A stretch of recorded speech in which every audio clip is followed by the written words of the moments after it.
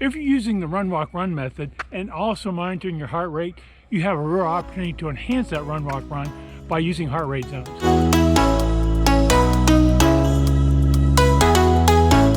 Welcome to Ageless Runner, I'm Ralph. So I'm going to talk about three things today. I'm going to talk a little bit about heart rate zones, not too in depth, but just basic understanding.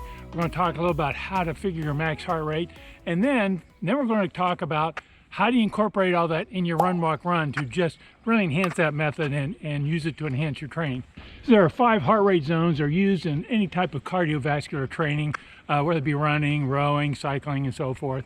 And they all based on your max heart rate. Zone 1 is 50 to 60% of your max heart rate. Zone 2 goes up another 10%, it's 60 to 70 and so forth, up to zone 5, which is 90 to 100% of your max heart rate. Now zones 1 and 2, I'm going to kind of lump those together. Those are easy zones. Those would incorporate 50 to 70% of your max heart rate. You'd want to run in those zones. For example, if you're doing a recovery run, maybe you just ran a marathon or half marathon, a couple of days later you want to do a run, but you don't want to exert too much effort. You want to run in zones 1 and 2.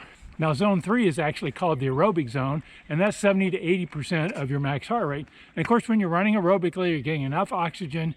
Your body creates something called ATP to fuel your run. The byproducts of that process are water vapor and carbon dioxide, which you exhale.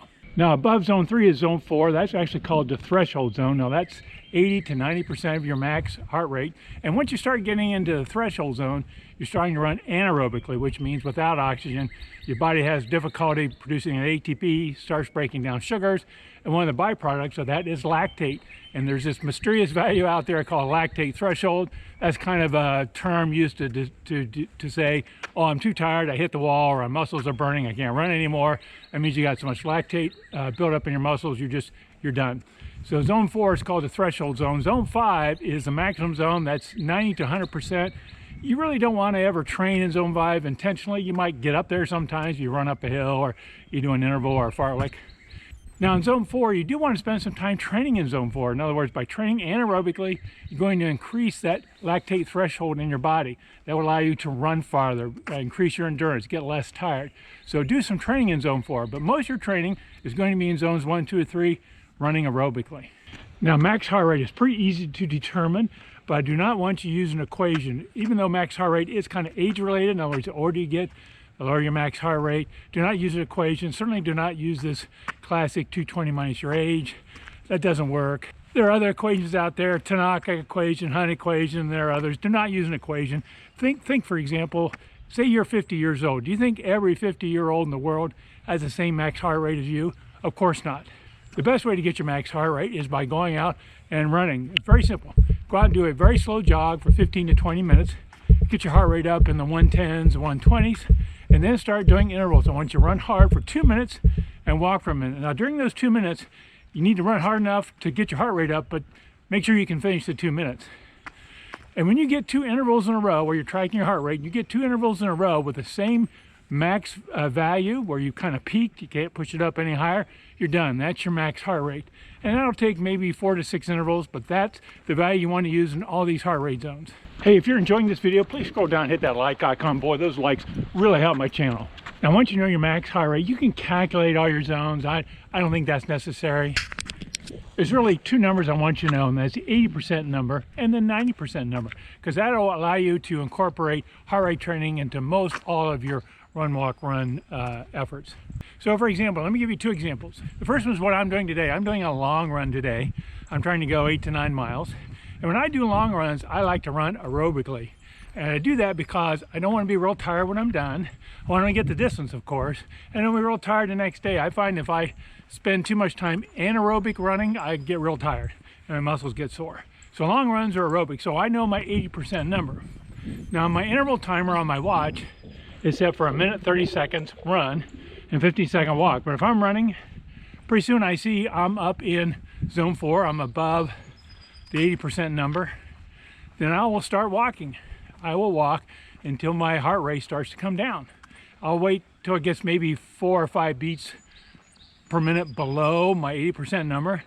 Then I'll start running again, maybe a little slower because I was just up into the threshold zone. I'll run a little slower and I'll keep going. I'll just pick up where my timer left off. Now, if I start running again and my timer 10 seconds later says take a walk break, I may skip that and just run that. But I just pick up where I left off, and you could stop and start your timer, for example, but I don't. I just pick up where I left off and go from there. So by incorporating heart rate, you're improving your training because maybe you want to run aerobically. You don't want to spend time in the threshold zone. You want to get that distance. So you're enhancing your training, sticking to your run, walk, run methodology, but making sure you're going to meet your objective. Now that example is where you spend time in the threshold zone. Remember I said earlier, you want to spend time training in zone 4. You want to build up and increase that lactate threshold, give you more endurance. Same type of methodology. If you know your 90% number, because you want to stay out of the maximum zone, you start running. Of course, you're going to run a little harder because you want to spend time in the threshold zone. But once you get above 90%, you start walking. And 80 to 90% should be a fairly big window of heart rate. For example, let's say your max heart rate is 180 beats per minute. 10% of that's 18, so your window from 80 to 90% should be 18 beats per minute. So if your 80% number, for example, is 145 beats per minute, your 90% number is what? Is that 163 if I did the math correctly? So you got a pretty big window you want to maintain, but if you get up into the red zone, into the maximum zone, you start walking. But if you get below that, if you get into zone 3, the aerobic zone, maybe you start running a little harder, keep yourself in that zone 4. So you can use these heart rate zones to help focus and modify your run, walk, run intervals to meet your training objectives. So you don't run in zone 4 if you don't want to. You certainly don't want to run in zone 5. So you can enhance your training, keep it focused on your objective of that particular run. Another thing to keep in mind is this 80% number between aerobic and anaerobic. That's not a line in concrete. That's more like a line in loose sand. For example, if your 80% number is 145, it does not mean that when you're running 146 beats per minute with your heart, you're running anaerobically, but at 144, you're running aerobically. It doesn't work that way. The bodies aren't that switching on and off digital kind of thing. So it's a gradual scale. So 80% is a good number. Just use that number, but recognize that maybe if you go 1 or 2 beats above or 1 or 2 beats below, it's probably not a big difference. So the message I'm trying to convey here and combining the two is using your heart rate as an additional trigger for your run, walk, run. So even though you're running like I am today, minute and a half run, 15-second walk, you stop and do something else depending on your trigger. If you're trying to run in zone 4 and your heart rate drops below 80%, you might start running if you were walking, for example, or you might start running harder. So it's an additional trigger, an additional way to enhance that run, walk, run to meet your training objectives. So I hope you liked this video. If you enjoyed it, I would really appreciate you liking it. Hit that like icon down below. Those likes really help my channel, help me grow. And if you're new here, please stick around, hit that subscribe button. Thanks so much and happy running.